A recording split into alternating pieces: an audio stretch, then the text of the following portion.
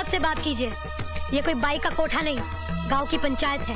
कौन हो तुम? फिलहाल सवाल सिर्फ मैं पूछूंगी, ये जानते हुए भी कि निरंजन चौधरी ने अपनी माँ के साथ मिलके चौधरी जी के 10 लाख रुपए निकाले थे और उन्हीं रुपयों से फैक्ट्री खरीदी थी। ये जानने के बाद भी आपने उन्हें दोषी नहीं माना, उनके खिलाफ कोई कार्यवाही नहीं की और निर्दोष बिल्लू को मार पीट कर हवालात में बंद कर दिया। इसलिए कि उनके खिलाफ किसी ने कंप्लेन नहीं लिखवाई। तुम एक्शन कैसे लेता? मैं लिखाती हूँ कंप्लेन, लिखिए। ऐसी कंप्लेन मैं नहीं लिखता, थाने में जाकर हवलदार को लिखवा दो। ये कंप्लेन तो आप ही को लिखनी पड़ेगी और अभी। तुम कोई जिला मजिस्ट्रेट नहीं हो जो मैं तुम्हारा हुक्म मानूं। अब तो हवलदार हमारी कंप्लेन नहीं लिखेगा। तब तो मुझे ही मजबूर होकर लिखना पड़ेगा।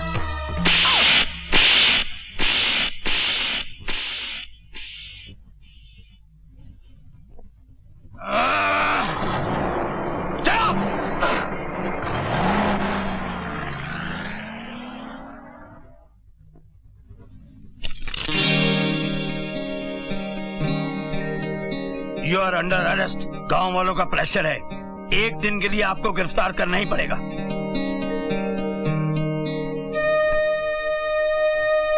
कैसी लगी नई ससुराल?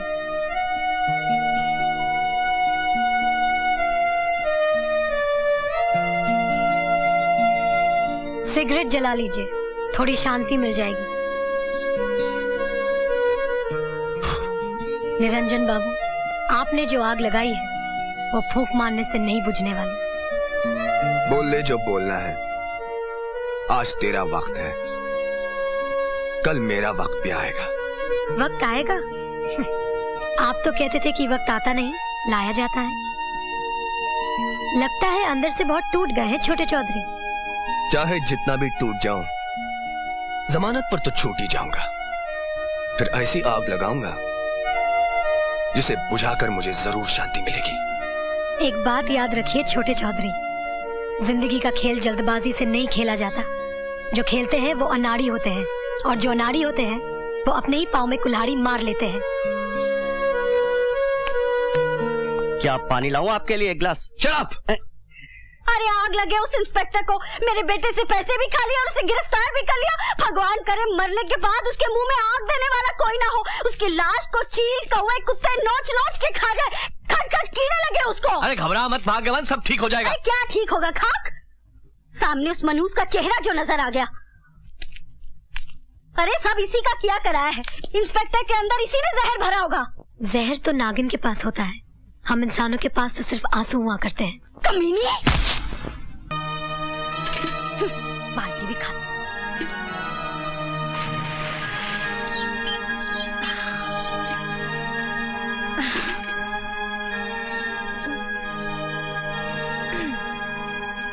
आय हाय चौधराइन, ई उम्र में अकेले ही बर्तन धोने बैठ गई। अफसोस, पर तुम कर भी का सकती हो, तुम्हारे घर में गंदा बर्तन भी तो बहुत हैं।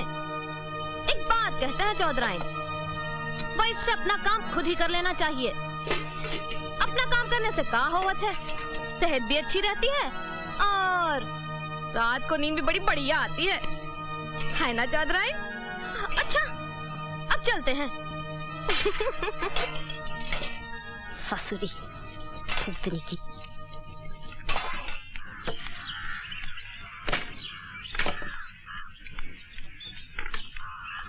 पिताजी। बोल। पिताजी मैं ससुराल जाना चाहती हूँ। अकल देर से आई, जा जल्दी जा। पर खाली हाथ कैसे जाऊँ? अरे भीख मांगती जा। क्या मतलब? मतलब ये कि माँ बेटी ने मिलकर मुझे कंगाल बना दिया है। अब तुझे कहाँ से दूं? सुबह से चौधराई ने कुछ खाने के लिए भी नहीं भेजा है।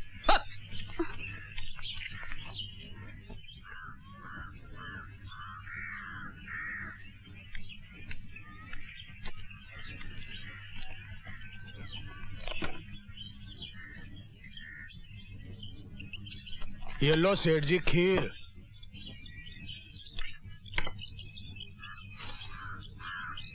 खुशबू तो अच्छी है। बहुत अच्छी है।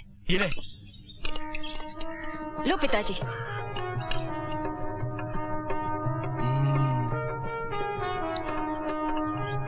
खीर तो बहुत अच्छी है। किसने भेजी इतनी सारी खीर? आपकी बहू ने। तू झूठ बोल रहा है।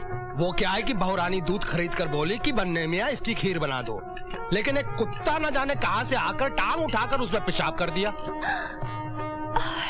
मैंने उससे पूछा कि इस दूध का क्या करूं? बोली दूध को बर्बाद न करो, इसकी खीर बनवा कर ससुर जी को भिजवा दो। मुझे उसकी बात माननी पड़ी। क्या इसमें कुत्ते का पेशाब है? हाँ। ये क्या किया आपने? अब क्या हुआ? इस हांडी में मेरी छोटी साली पेशाब करती थी। क्या?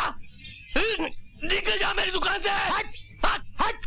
चौधराइन, चौधराइन, चौधराइन, मैं अभी बहरी नहीं हुई जो इतनी जोर से चिल्ला रहे हो। तुमने आज दिन में खाना क्यों नहीं भेजा? यहाँ बर्तन कौन धोता? तो माँ बेटे की वजह से तो यह हाल हुआ है कि आज गांव का एक आदमी भी हमें पानी तक देने को तैयार नहीं है। अब भोगो। बेटा, मेरे लाल।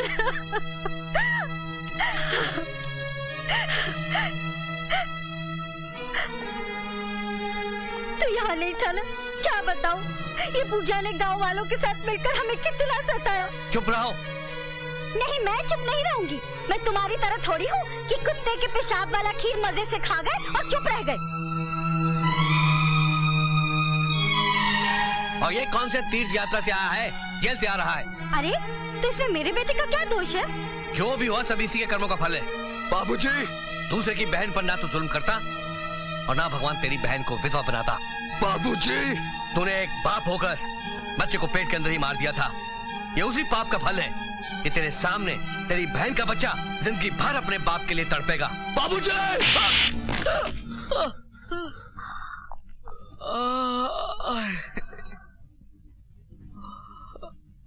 जवानी में थोड़ा गुस्सा तो आ ही जाता है। मैं तो पहले ही कह रही थी चुप रहो चुप रहो।